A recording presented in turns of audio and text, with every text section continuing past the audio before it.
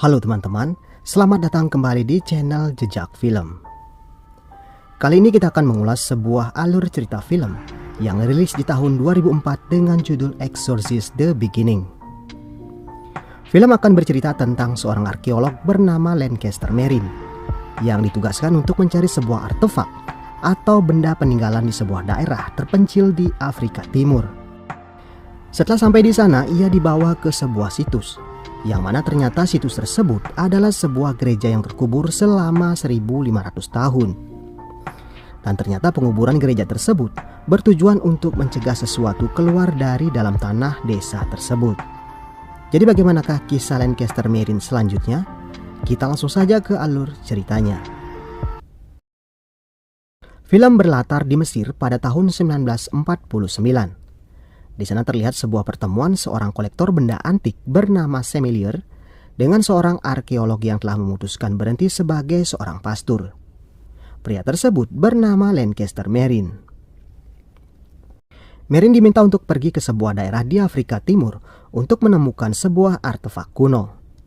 Dikatakan pemerintah Inggris tak sengaja menemukan sebuah gereja yang telah terkubur selama kurang lebih 1000 tahun.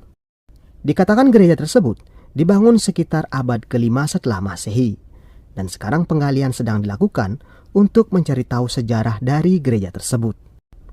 Semelier yakin di sana ada sebuah artefak yang dikatakan sebagai lambang iblis mitologi kuno pada zamannya. Semelier kemudian memberikan sejumlah uang dan sebuah contoh artefak yang berbentuk kepala makhluk aneh. Setelah melakukan deal dan kesepakatan lainnya, Marine kemudian menuju ke markas militer pasukan Inggris yang bermarkas di Nairobi. Di sana ia bertemu dengan seorang teman lama bernama Mayor Grenville untuk mencari tahu informasi terkait penemuan gereja yang terkubur tersebut.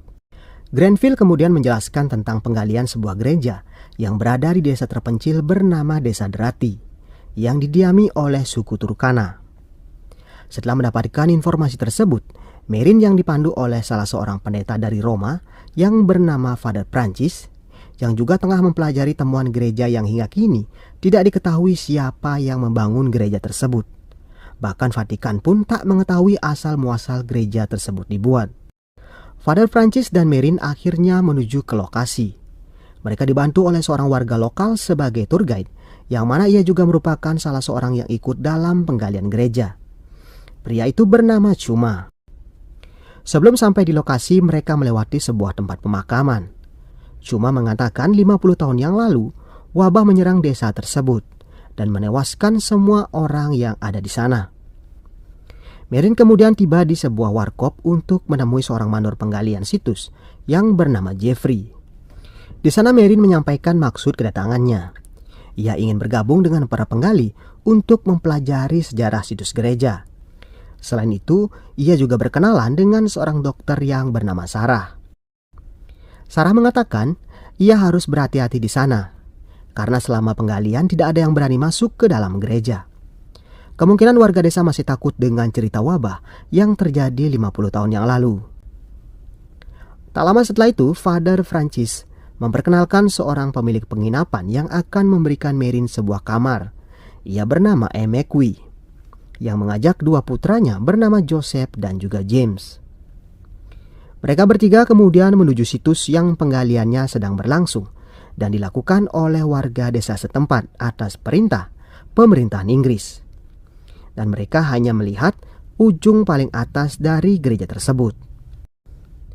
Di sana Marine menganalisa dari ciri-cirinya, gereja tersebut sudah berumur 1500 tahun. Dan kemungkinan gereja itu langsung dikubur begitu selesai dibangun. Selain itu, keanehan lainnya adalah banyak hyena berkeliaran mengawasi para pekerja sejak penggalian dimulai. Saat Marine berkeliling, ia bertemu dengan Joseph yang sedang bermain di area penggalian. Ia lalu memberikan sebuah alat penggali kecil untuk Joseph. Setelah itu mereka melanjutkan eksplorasi masuk ke dalam gereja melalui atap. Setelah mereka masuk, mereka mendapati gereja tersebut sudah porak-poranda. Sepertinya seseorang telah sengaja merusak gereja tersebut. Marine kemudian menanyakan kejadian itu pada Chuma. Chuma mengatakan ia tak mengetahui apapun tentang hal itu. Mereka sebaiknya menanyakan sendiri pada kepala arkeolog yang bernama Besson, karena dialah orang pertama yang masuk ke dalam gereja. Namun saat itu, Besson sudah mendapat perawatan karena gangguan jiwa sejak penggalian situs dimulai. Marin kemudian mengunjungi Besson di tendanya yang dikatakan sedang dirawat karena gangguan kejiwaan. Namun sesampainya di sana, ia tak mendapati Besson di tenda. Marin hanya menemukan beberapa buah lukisan yang dibuat Besson. Sebuah lukisan memperlihatkan sebuah kepala makhluk aneh yang mirip seperti iblis dalam mitologi kuno. Cuma yang kemudian ditanyai keberadaan Besson, mengatakan kemungkinan Besson dirawat di sanatorium yang berada di Nairobi. Tempat lain malam itu, dua bersaudara James dan Joseph sedang bertengkar. Joseph berusaha merebut kembali cetoknya dari tangan James. Ia mengatakan itu adalah hadiah dari Marin. Namun sekeras apapun Joseph meminta, James tak mau memberikannya kembali. Hingga Joseph sangat kesal. Dan tiba-tiba seekor hena melompat dan memakan monyet James. Dan kemudian hena yang lain datang dan mengelilingi James. James pun akhirnya diterkam oleh hena. Sementara Joseph hanya terdiam memandangi si kakak yang sedang dimangsa oleh hena kelaparan. Tak lama kemudian ayah Joseph dan yang lain datang. Namun mereka terlambat karena James sudah dibawa lari oleh para hena. Syok dengan apa yang dilihatnya, Joseph pun pingsan. Malam itu juga Joseph dibawa ke klinik Dr. Sarah dan setelah itu Father Francis datang ke klinik.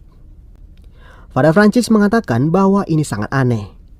Para hena hanya menyerang James dan tak memperdulikan Joseph. Hena sepertinya tak merasakan kehadiran Joseph di sana. Keesokan harinya seperti rencana awal, Marin pergi ke sanatorium untuk menemui Besson. Namun sayangnya sesampainya di sana, ia sudah mendapati Besson tewas bunuh diri. Dan anehnya, Besson sepertinya sudah mengetahui kedatangan Marin. Marin pun tak sempat mendapatkan jawaban apapun mengenai gereja dan penggalian tersebut.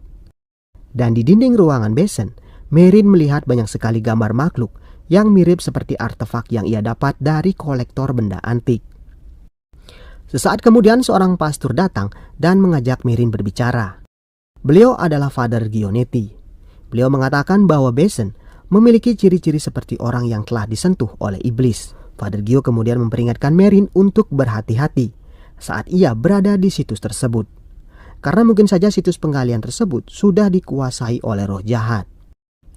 Father Gio kemudian memberikan sebuah buku ritual Roma yang dapat membantu Marin ketika ia nanti berhadapan dengan roh jahat di sana. Karena Father Gio yakin Marin mampu melakukannya. Sepulang dari Nairobi, ia kembali melewati pemakaman dan melihat keadaan desa yang sangat sunyi. Setelah bertanya pada Cuma, ia mengatakan saat ini semua warga desa Drati sedang menantikan kelahiran anak dari sang kepala suku. Marin lalu kembali ke klinik untuk melihat keadaan Joseph. Namun saat itu Joseph belum tersadar juga, dan ia juga melihat bekas luka di dada Joseph. Tak lama kemudian Dr. Sarah muncul dan mengatakan bahwa seharusnya Joseph sudah siuman. Dan aneh sekali, sampai sekarang Joseph belum tersadar. Mereka kemudian mengobrol dan Marin mengatakan ia baru saja datang dari menjenguk Besson di sanatorium. Namun ia tak mendapat informasi apapun karena Besson sudah membunuh dirinya saat Marin tiba di sana. Sarah terlihat begitu sedih dan terpukul saat itu. Ia semakin tak mengerti apa yang sebenarnya terjadi. Saat mereka mengobrol, ranjang Joseph bergerak sendiri. Marin lalu mengamati Joseph dan kemudian tubuh Joseph bergerak seperti orang kejang. Dan kemudian ia tak sadar kembali. Malam itu juga Marin kemudian berusaha mencari tahu apa yang sebenarnya terjadi di gereja tersebut.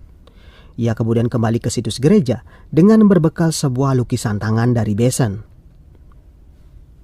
Sesampainya di sana ia mencocokkan setiap lukisan Besson dengan setiap sisi ruangan dan menemukan sebuah petunjuk. Ia kemudian membuka sebuah peti batu yang ternyata di dalam peti terdapat sebuah jalur rahasia. Di tempat berbeda warga suku sedang menunggu kelahiran anak sang kepala suku. Namun setelah lahir sang bayi sudah dalam keadaan tak bernyawa dan dalam kondisi yang menyedihkan. Marin kemudian mengikuti jalur tersebut hingga ia tiba di sebuah tempat. Tempat tersebut mirip seperti tempat pemujaan. Di sana juga terdapat patung yang diyakini sebagai iblis yang mendiami gua. Selain itu, tepat di bawah Merin berdiri, terdapat mayat yang baru saja dipersembahkan pada patung iblis. Sekembalinya dari situs, Merin kembali ke klinik dan menceritakan semuanya pada Sarah. Merin merasa ada yang janggal di sana. Sarah juga merasakan hal yang serupa. Sejak penggalian dilakukan, warga desa sudah tak ada lagi yang mau berobat ke klinik Sarah. Selain itu, sejak penggalian, Sarah mengatakan ia sudah tak pernah lagi datang bulan. Ia makin tak mengerti apa yang sebenarnya terjadi di desa tersebut. Keesokan paginya Merin dipanggil oleh Father Francis. Ia mengatakan bahwa Jeffrey telah menghilang. Mereka kemudian mengecek ke tempat Jeffrey biasa minum-minum. Di sana Merin mendapati banyak sekali darah, gigi yang berserakan dan juga lalat yang berterbangan. Father Francis berpendapat kemungkinan suku Turkana lah yang menculik Jeffrey, karena kemarin malam bayi sang kepala suku meninggal saat dilahirkan dengan kondisi yang sangat mengenaskan. Dan warga suku mulai menyalahkan pemerintahan Inggris yang melakukan penggalian di atas tanah mereka. Dan kemungkinan menghilangnya Jeffrey adalah karena perbuatan warga desa, karena Jeffrey dianggap sebagai kepala penggalian. Father Francis juga mengatakan telah melaporkan kejadian tersebut pada Mayor Grenville, dan kemungkinan ia dan pasukannya akan tiba nanti sore. Merin sedikit kurang sependapat dengan Father Francis karena kedatangan militer ke tempat itu hanya akan memperkeruh suasana. Singkat cerita, Mayor Grenville dan pasukannya tiba di desa. Di sana ia disambut oleh Merin dan Father Francis. Mereka kemudian berdiskusi tentang menghilangnya Jeffrey yang kemungkinan diculik oleh suku Turkana. Dan Grenville mengatakan akan menindak tegas suku Turkana karena berani berurusan dengan militer Inggris. Merin lalu pergi ke tempat kremasi bayi yang meninggal kemarin malam. Cuma yang saat itu mengikuti ritual melarangnya berada di sana. Anggota suku yang lain kemudian datang dan ikut mengusir Merin. Merin mengatakan bahwa tujuannya ke sana adalah untuk mengetahui perihal wabah yang menyerang desa 50 tahun yang lalu. Namun seorang yang bernama Jumo mengatakan bahwa itu bukanlah wabah. Namun itu adalah ulah iblis yang ada di dalam tanah galian tersebut. Jumo mengatakan bahwa pemerintahan Inggris harus segera menghentikan penggalian. Karena jika terus melakukan penggalian, iblis yang sengaja dikunci di dalamnya akan terbebas. Setelah itu Merin menyaksikan proses pembakaran mayat si bayi. Dan Cuma mengatakan bahwa selama ini turun-temurun suku di desanya tak pernah melakukan penguburan mayat. Setiap warga yang meninggal tidak akan dikubur, tapi dibakar. Merin mulai bertanya-tanya mayat siapa sebenarnya yang ada di dalam kuburan massal tersebut. Malam itu juga Merin pergi ke pemakaman untuk membongkar salah satu kuburan dan mencari penyebab kematiannya. Di tempat lain, Emekwi membawa beberapa tokoh suku ke klinik untuk menyembuhkan Joseph karena telah beberapa hari ia tak memperlihatkan kesembuhan dan diyakini bahwa Joseph sekarang sudah dirasuki oleh iblis. Mereka kemudian mulai melakukan ritual pengusiran setan pada Joseph. Dokter Sarah yang tiba di tempat kejadian berusaha mencegah mereka. Namun, ia malah ditahan oleh salah seorang dari mereka. Namun rupanya mereka bukannya mau menyembuhkan, tapi mereka akan membunuh Joseph. Karena warga yakin kalau iblis telah bersemayam di dalam tubuh Joseph. Dan cepat atau lambat, ia akan menghancurkan desa. Namun saat mereka mau menancapkan pedang, tubuh Joseph pun mulai bergetar. Satu persatu, dukun suku mulai mendapat serangan dari sosok tak terlihat. Merasa tak mampu mengalahkan iblis di dalam tubuh Joseph, mereka akhirnya kabur.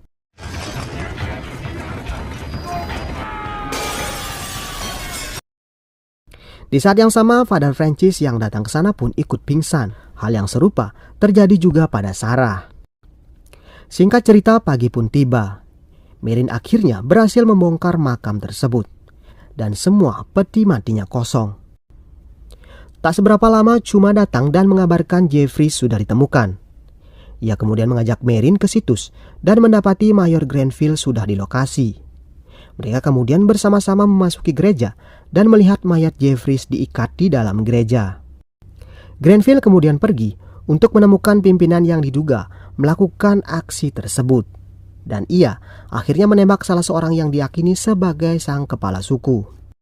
Setelah penembakan tersebut, kericuan pun pecah di antara para penggali dan petugas. Cuma lalu meminta Merin pergi dari sana untuk menyelamatkan Joseph.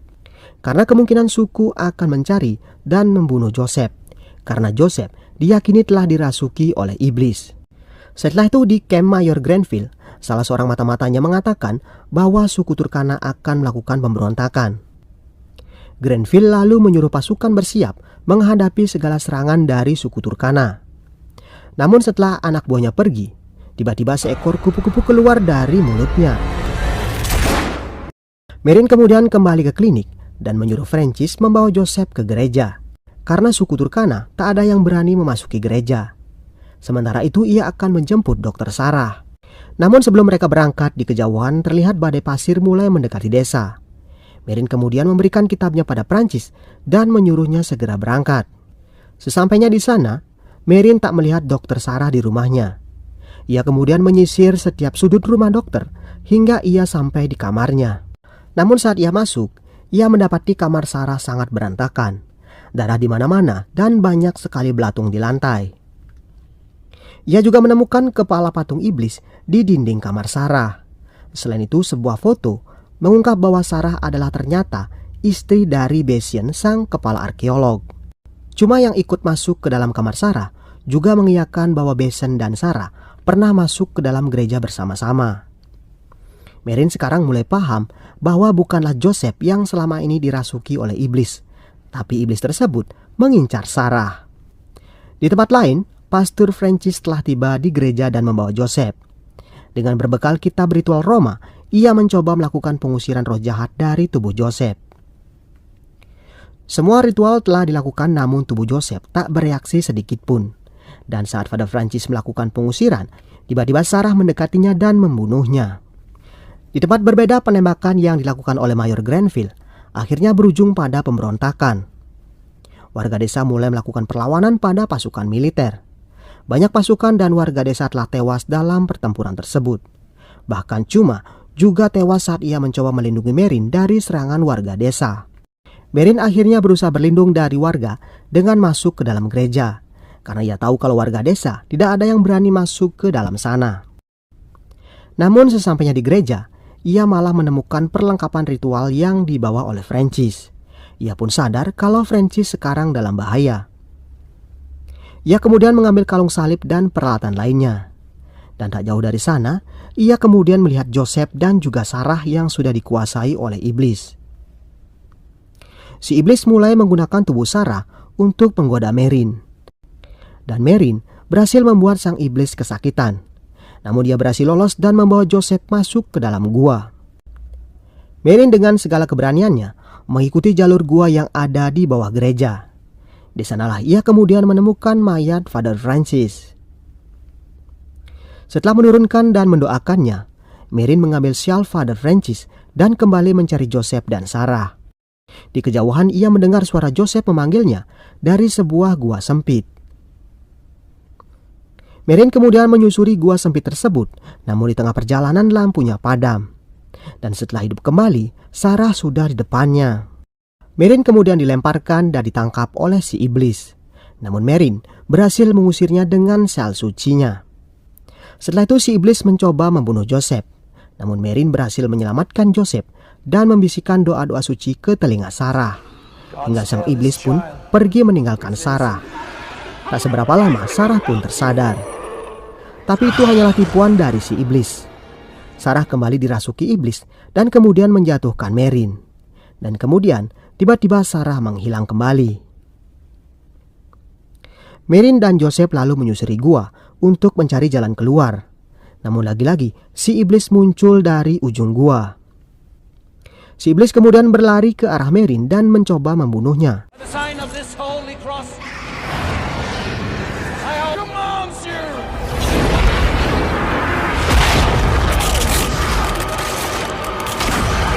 Hingga saat si iblis mencoba mendekatinya, iblis tersebut berhasil dikalahkan. Namun di saat yang sama, Sarah juga tak dapat diselamatkan. Merin dan Joseph kemudian menyusuri gua hingga ia berhasil mencapai permukaan. Dan di sanalah ia melihat banyak sekali nyawa bergelimpangan.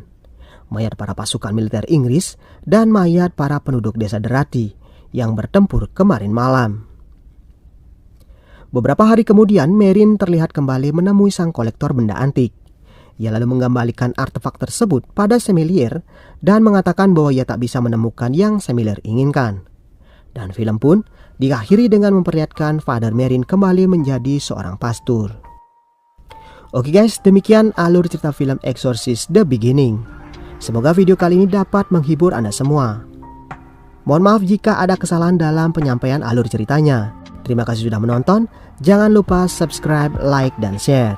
Dan akhir kata, saya Asta undur diri. Saya doakan Anda semua selalu sehat dan kita akan bertemu kembali di video berikutnya.